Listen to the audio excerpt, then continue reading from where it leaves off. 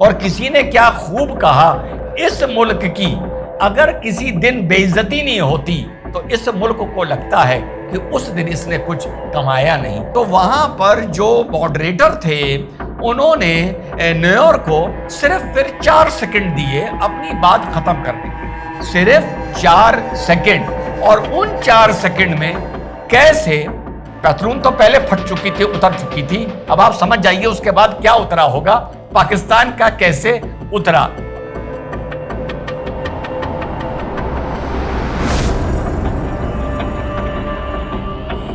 Hello नमस्कार सत श्री अकाल अस्सलाम वालेकुम, कैसे हैं जनाब। कुछ टाइम पहले, कुछ साल पहले एक फिल्म आई थी, वो 7 दिन, शायद अनिल कपूर थे, नसीर साहब भी थे, और अब एक फिल्म बनी है वो 4 सेकंड। यार कसम खुदा की, 4 सेकंड में पाकिस्तान की फटी हुई पतलून उतार दी। किसने उतार दी और कहां उतार दी? पतलून उतारी गई United nation human right council का जो सेशन चल रहा है 60th, आप लोगों को पता होगा।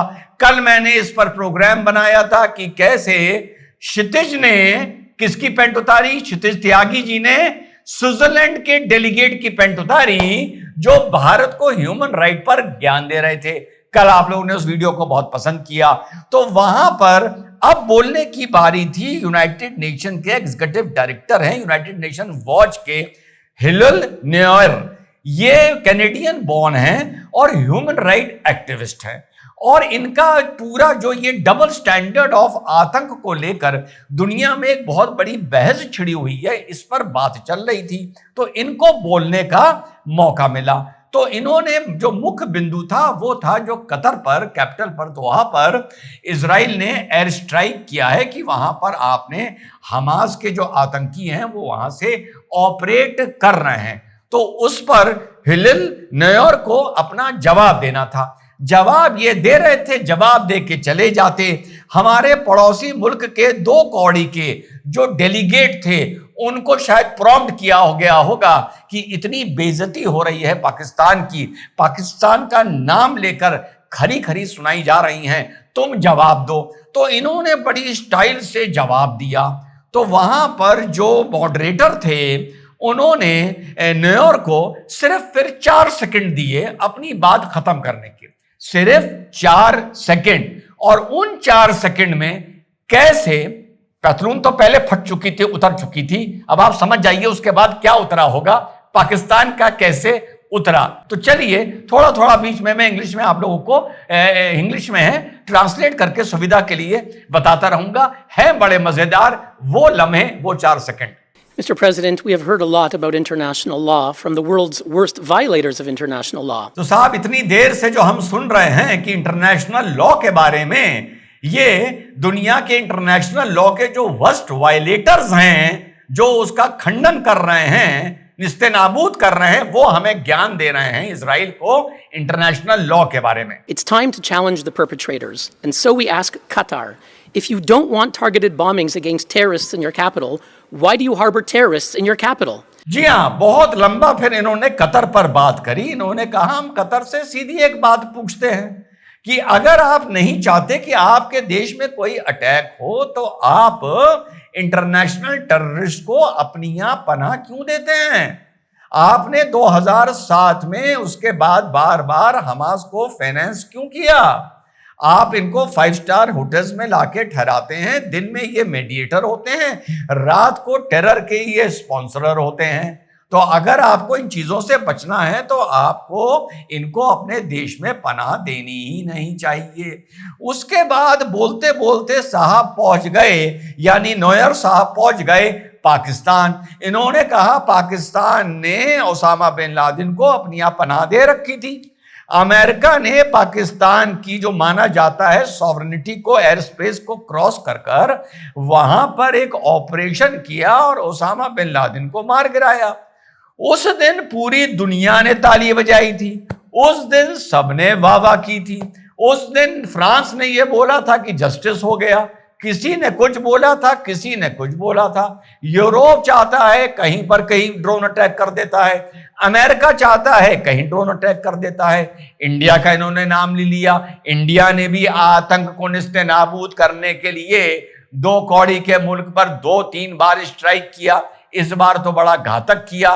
तो ये पूरी इनकी एक लंबी वार्ता, लंबी बात चल रही थी। ये समझाना चाह रहे थे कि आतंक को लेकर दुनिया में दोहरा मापदंड नहीं होना चाहिए। दुनिया में सब लोग आतंक को निस्ते नाबूद करने के लिए किसी भी देश में जहां उनको पनाह दी जा रही है वहां पे अटैक कर रहे हैं।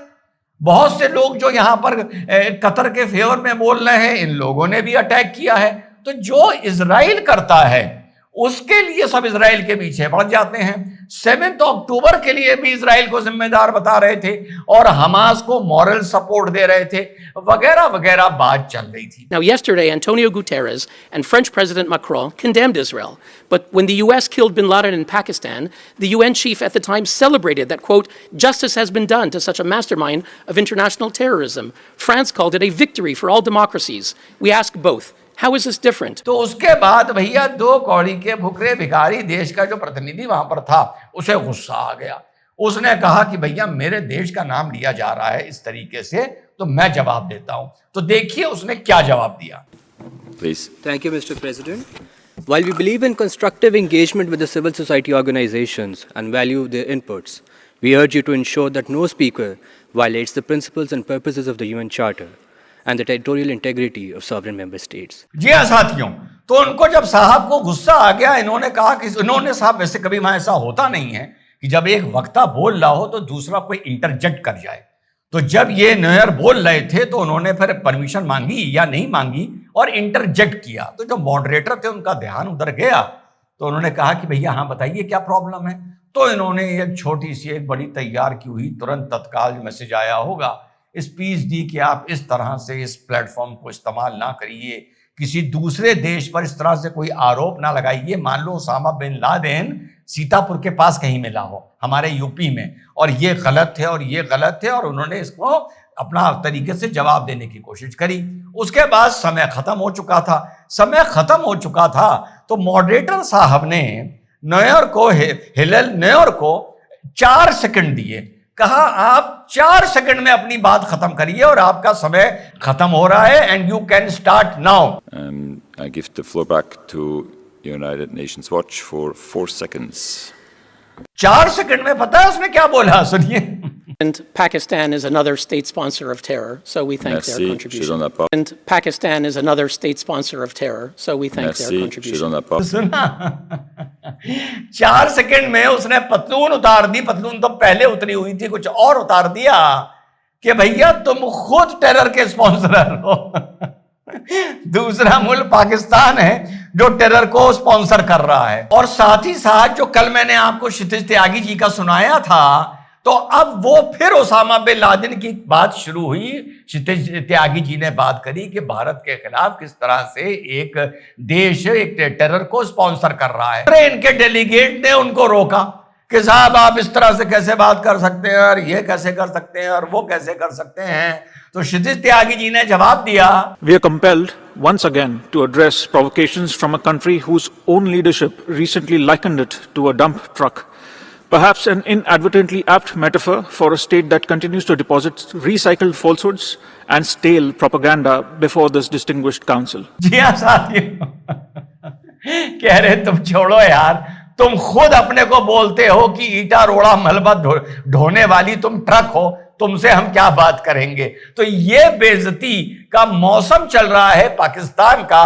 और किसी ने क्या खूब कहा, इस मुल्क की अगर किसी दिन बेइज्जती नहीं होती तो इस मुल्क को लगता है कि उस दिन इसने कुछ कमाया नहीं। जय हिंद, वंदे मातरम, खुदा हाफिज।